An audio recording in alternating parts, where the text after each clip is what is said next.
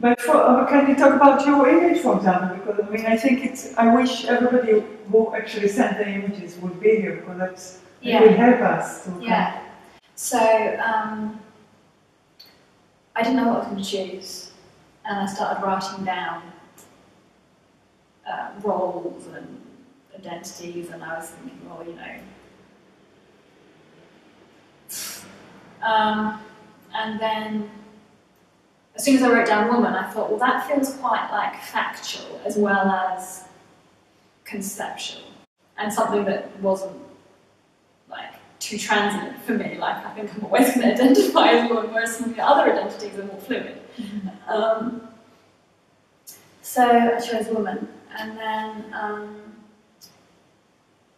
I went on the internet and on Pinterest, and I chose the one with the twiggy hair because I wanted something quite, a sense of wildness. Mm-hmm. And she's pregnant, but to me that represents creativity and fertility, not just in like a kid sense, but any form of birthing anything into the world. And then Nikki was there at the time, and we decided it would be interesting to both do woman, both choose a woman image, which immediately opens up the possibility to see the subjectivity. Do you want to talk about yours? Yeah, for some reason I just immediately thought of strong woman. Mm-hmm. And when you put strong woman into any kind of search engine, what you immediately get are images of something that is much more physical. Bodybuilders, people like that. And the other type of image you get of women tends to be the more stereotypical images of what we are supposed to aspire to, something much more aesthetic.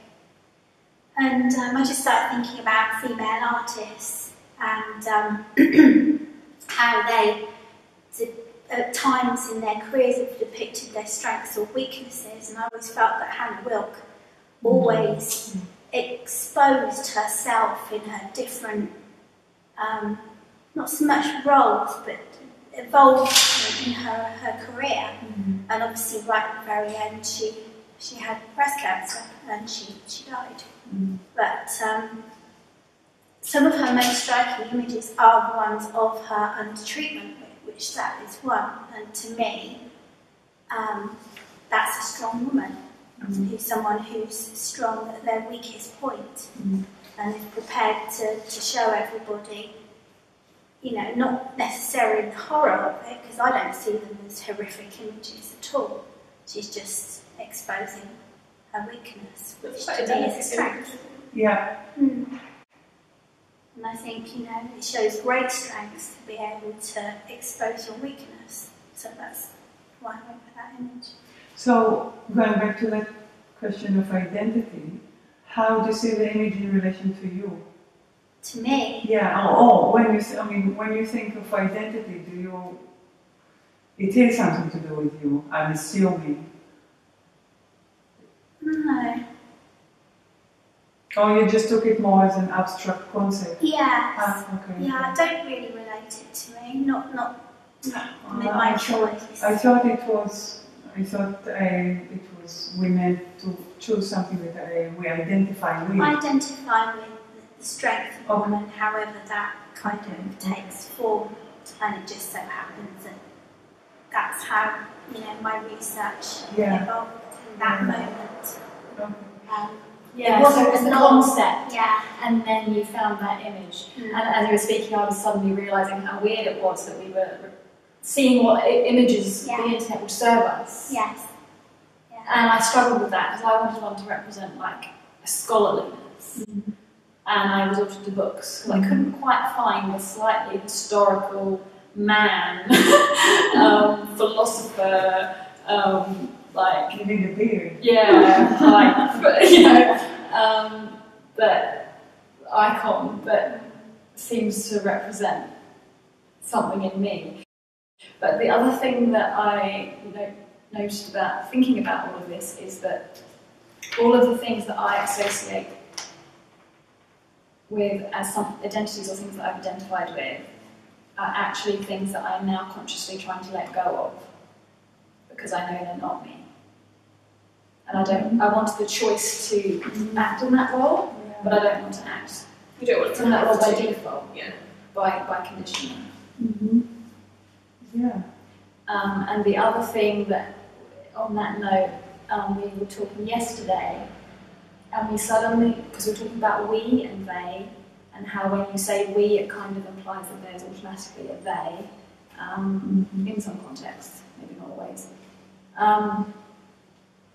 But in the context where we were speaking, and we... It also implies plural rather than singular, doesn't it?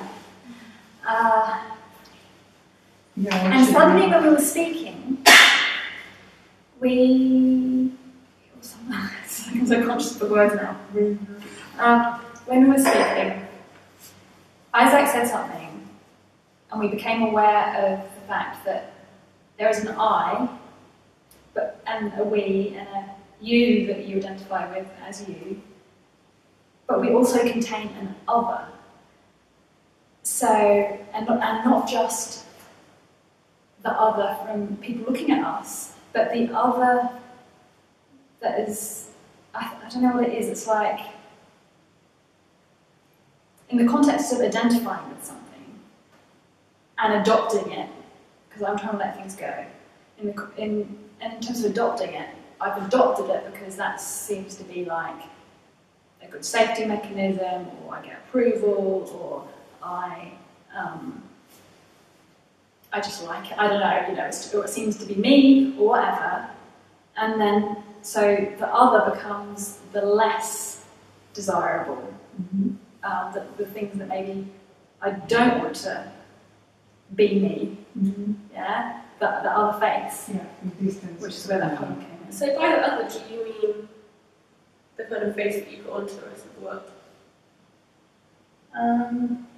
I think that to fit into society and culture, we become conditioned, necessarily, we become socialised, and in that process we begin to identify with certain roles and behaviours.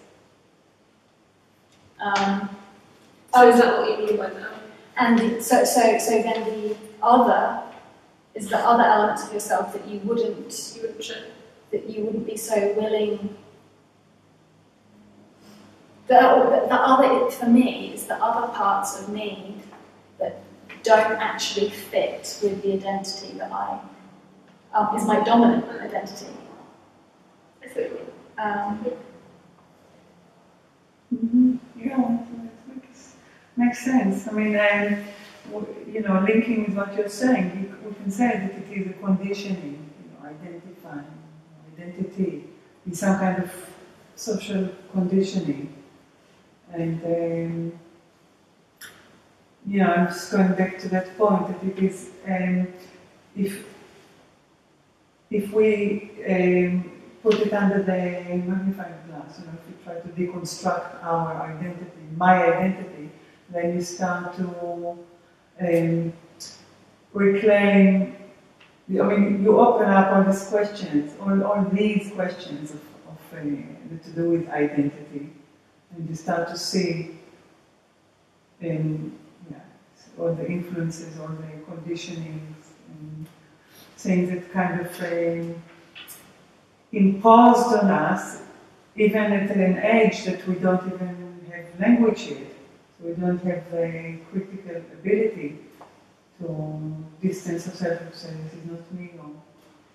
So I think that's where identity, you can kind of think of identity. Yeah, I think we're on the same page.